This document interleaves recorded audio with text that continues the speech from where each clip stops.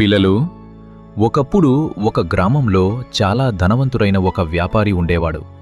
అతనికి డబ్బే ప్రాణం, కానీ మనసు మాత్రం చాలా కఠినంగా ఉండేది. ఎవరైనా సహాయం అడిగితే అతను వెంటనే తిరస్కరించేవాడు. పేదవాళ్లను చూసినా కూడా అతని మనసు కరగేది కాదు. ఒకరోజు ఈ విషయాన్ని తెనాలి రామకృష్ణ గమనించాడు. ఈ దురాశకు ఒక పాఠం చెప్పాలి అని ఆలోచించాడు. అప్పుడు తెనాలి ఒక చిన్న మాయతో ఆ వ్యాపారి దగ్గరికి వెళ్ళాడు.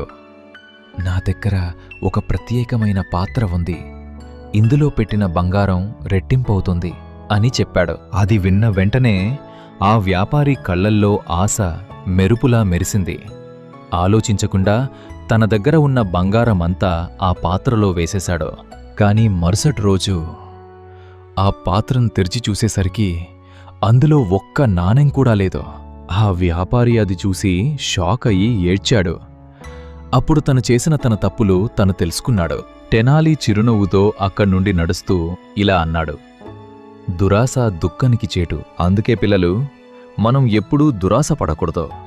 మన దగ్గర ఉన్నదాన్ని పంచుకుంటూ మంచిగా జీవించాలి.